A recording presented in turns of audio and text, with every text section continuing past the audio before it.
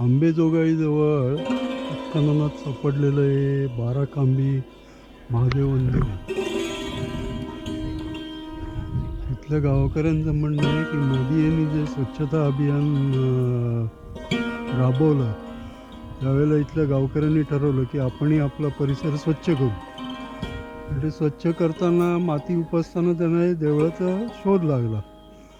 थोडंसं नक्षीकाम केलेलं दगड मिळाले आणि त्यानंतर मग त्यांनी उत्खनन करून हे सगळं बाहेर आलं. त्यातून 12 खांबांचं देऊळ आहे आणि हे प्राचीन पुरातन आहे. आता पुढचं उत्खनन सध्या पुरातत्व खात्याने थांबवलं असं म्हणतात, पण ते का थांबवलं आहे काय माहिती नाही. बऱ्याच परिसरात हे अवशेष विखुरलेले आहेत. अजूनही अवशेष काही ठिकाणी मिळत आहेत, पण सध्या उत्खननाचं काम बंद आहे. कारण सुरुवातीला स्वच्छता अभियानाने चालू केलं गावकऱ्यांनी, पण हे पुरातन अवशेष सापडल्यावर हे काही गावकऱ्यांनी करायचं काम नाही. हे पुरातत्व खात्याने आता करायला पाहिजे. आता ते पुढे काय चालू आहे सध्या कल्पना नाही.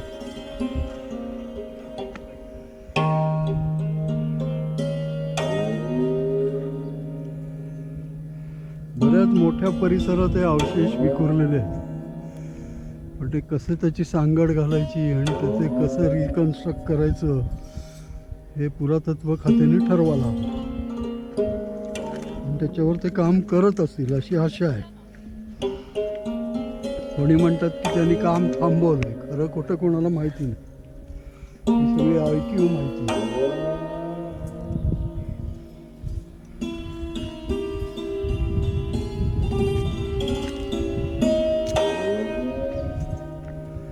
अवशेषावरनं तरी वाटतंय ही कुठे काहीतरी मोठं मंदिर सभागृह वगैरे असं काहीतरी असतं.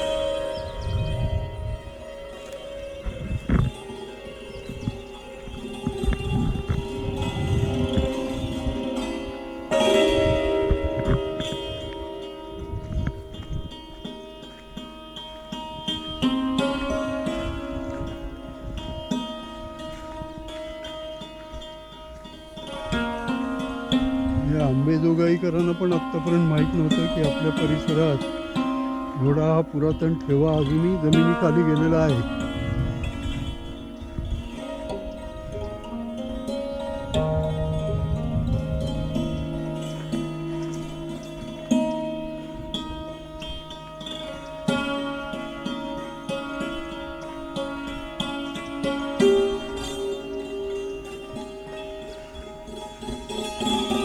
उत्खनात मिळालेल्या शिळा खांबांचे अवशेष हे इथे काही आणून ठेवले.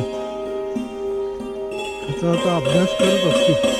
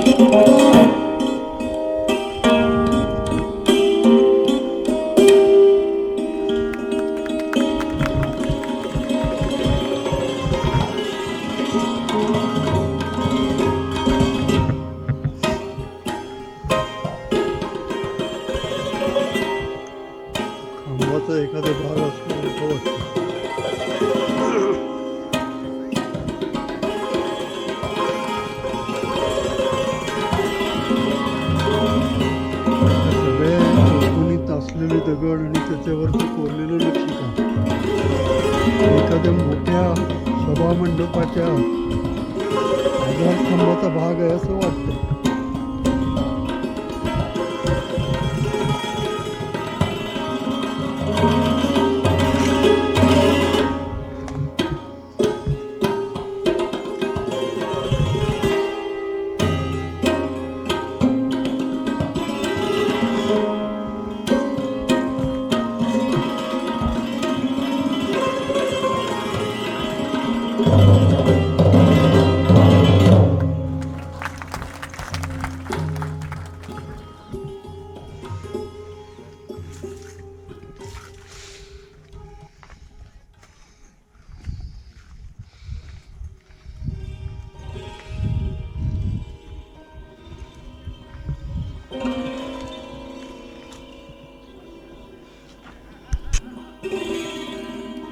भग्नावशेषामधल्या मूर्ती एवढ्या रेखीव आहेत, तर मूळ किती असतील याची कल्पना येते.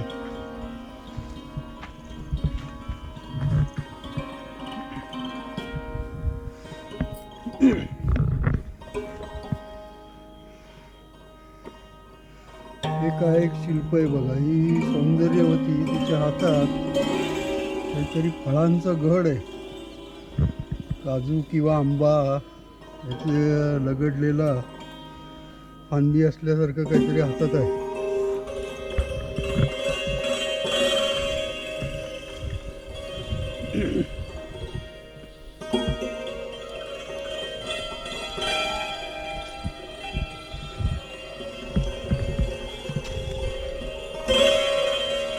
बघा, एक मृदुंग वाजवणारा मनुष्य आहे, त्याच्या बाजूला गायक किंवा गायक लोक असावेत असं वाटतं. ते सुद्धा मृदुंग वाजवणारी सौंदर्यवती आणि तिच्या बाजूला नर्तिका किंवा गायिका असा काहीतरी सीन आहे.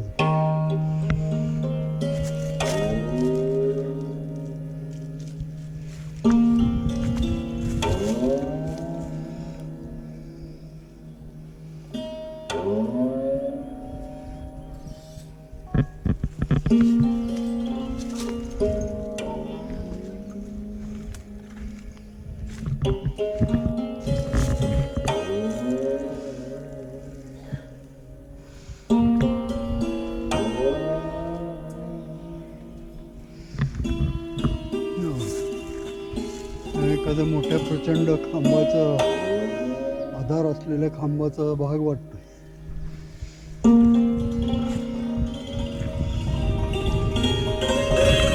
पृथ्वीच्या पोटात मातीखाली काय काय दडलंय सांगता येत नाही.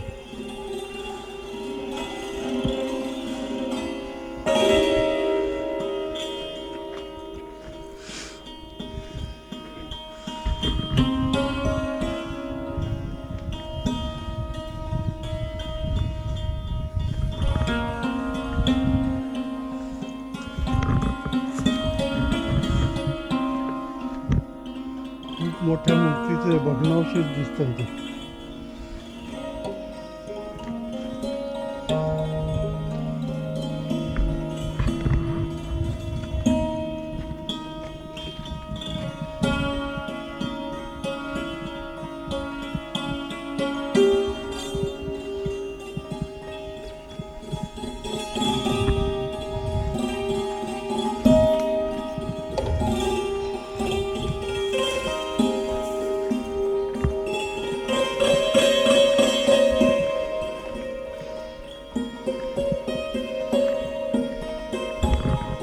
The main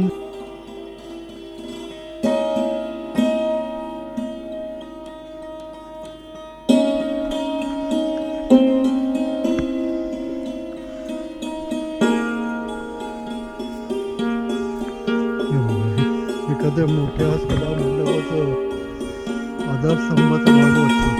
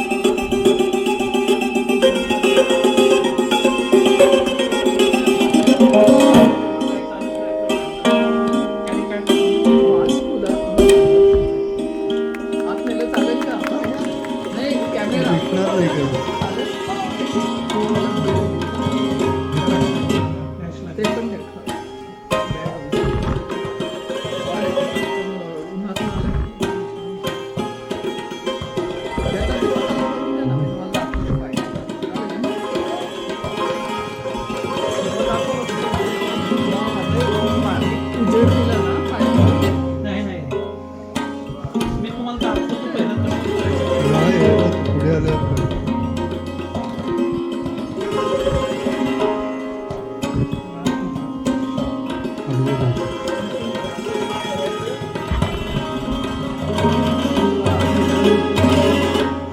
आडवं आहे, आडवं उभं राहतोय. आडवं आहे.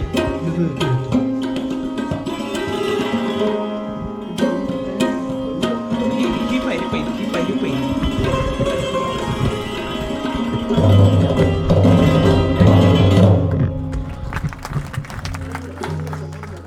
इथं हात ठेवा, याच्यावरती हात धरा, हात रेस्ट करा त्याच्यावरती, म्हणजे पडायला नाही म्हणून.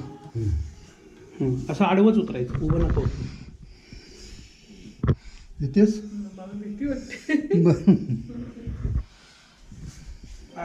मला इकडे प्लाइट दाखव. कमीच आहे तो.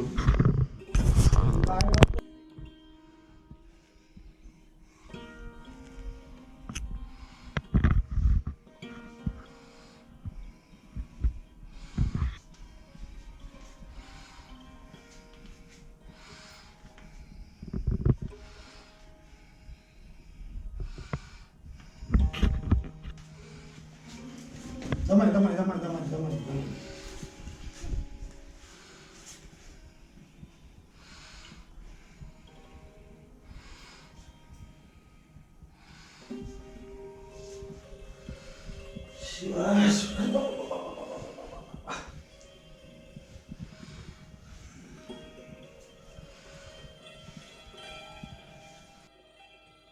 त्यावर काय आणि ह्याचं उत्खनन करून ह्याचं मंदिराचं बांधकाम व्हावं, तर ह्याला हे डेव्हलप मंदिराची दुरुस्ती करून चांगलं जर बनवलं तर लोकांनाही जुन्या पुरातन मंदिरामध्ये दर्शन मिळेल आणि ते लोक यायला लागतील. आत्ता अडचणीत असल्यामुळे लोक येत नाही. तर तुम्हाला सांगतो, शासनाने मनावर घ्यावं लागेल ना. बरोबर. शासनाने मनावर हे घ्यावं पण लागेल. यांनी जे आजूबाजूला अवशेष सापडले ना, त्याच्यानंतर पुरातत्व खात्याला कोणी कळवलं? गावानी, म्हणजे ग्रामपंचायती. ही काय झालं बरं का, आपली जमीन स्मशानभूमीला 70 गुंठे जमीन त्यांनी हस्तगत करून घेतली. स्मशानभूमीला मला लिहिता येत नाही, वाचता येत नाही, काय नाही. 26 वर्ष भांडण चाललं. ज्या दिवशी निकाल लागायचा त्या दिवशी आमचा वकील फळला. वकील फळल्यानंतर तहसीलदार आणि कलेक्टर हे दोन मॅनेज केले त्यांनी. काय आणि त्यांनी काय केले, जेज पशी उभा केले. जेजनं सांगितलं असेल त्यांच्या सह्या अंगुठ्या घ्या, आम्ही दप्तर बंद करून टाकतो. बर.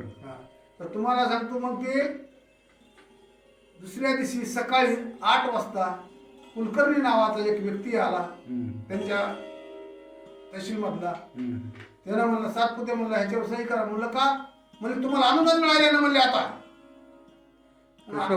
कशाबद्दल अनुदान? आता मला काय म्हणा, ही जमीन मला श्रींग मध्ये मिळाली 76 मध्ये. मला असं वाटलं की मिळत असेल, तिचा काय नियम आहे, आता आपल्याला लिहिता येत नाही, वाचता येत नाही. म्हणून मी अंगठा केला. तर 1 महिन्यानंतर नोटीस आली की तुमची भूमी संपादन करून घेतली म्हणून. पण ती कशासाठी केली, कोणी केली? ही लिंगायत समाजानं. त्यांना काय करायचं होतं ते? प्रेत काढायचे स्मशानभूमीसाठी. नाही, पण आता हे सगळं इथे मिळाल्यावर मग काय पुढे? मग इथं काय झालेलं आहे, 2017 मध्ये एक प्रेत आलं आणि एक पत्रकार आहे हनुमंत पोकरकर. मग त्याने काय केलं, जेव्हा आपण स्वच्छता अभियान राबवलं, हे त्यांच्या मनामध्ये खूळ बसलं. मग खूळ बसल्यानंतर तुम्हाला सांगतो, मग ते स्वच्छता अभियान राबवायला चालू केलं. मग इथं सीताफळीचं झाड होतं, मग ते लिंबाचं खोड होतं. मग ते लिंबाचं खोड काढताना, सीताफळीचं झाड काढताना तिथे एक महावीरची मूर्ती निघाली. त्याला असं वाटलं की खाली काय आहे ते बघू आपण. मग त्यांनी ते खोदकाम केलं तर ती हिमरवरती बांधकाम दिसू लागलं, जुनं बांधकाम. त्याला बी आनंद वाटला आणि मला बी आनंद वाटला. काम करायला माणसाला आपण अडथळा आणायचा असतो. काय करायचं ना, करू द्या. पण तुम्हाला सांगतो, त्यांनी उत्खनन केलं. मला म्हणले आम्ही ट्रस्ट करून घेतलंय. मी म्हणलं माझी माणसं का घेतली नाही? म्हणजे नाही दिले. म्हणून तू जातीवाद केला. तू जातीवाद केला म्हणजे कोणी लिंगायत समाजाला. लिंगायत समाज. मग न्याय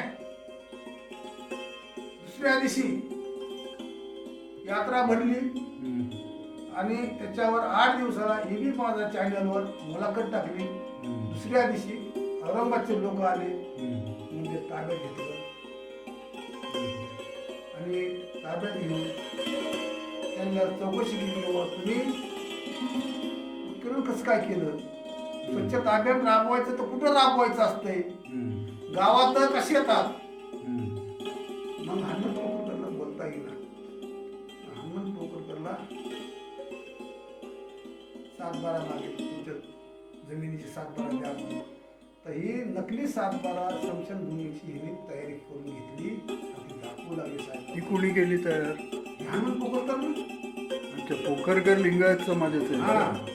तर मग त्यांनी काय केलं ती दाखवली. तर साहेब लोक म्हणले असले तर 1000 गोळा करतो म्हणजे बसल्या बसल्या.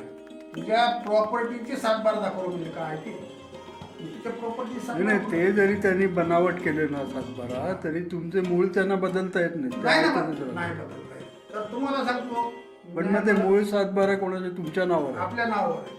तर ही भगवंतांना. तुम्ही कुठल्या समाजामध्ये येतात? मी तांबार आहे. बर. पण मग आता मग पुढे काय झालं? पुढे काय झालं त्याचं? त्यांनी काय केलं, मध्ये नेऊन घातलं. केस केली त्यांच्यावर. मग त्यांची जमान कुणी घेतली असेल मोठ्या लोकांनी, बाहेर काढा असेल. त्या तारखेपासून हनुमंत पोकरकर येत नाही, त्याचा समोर ठेवलेला नाही. तुम्हाला सांगतो मी, मंदिरासाठी 50 मीटर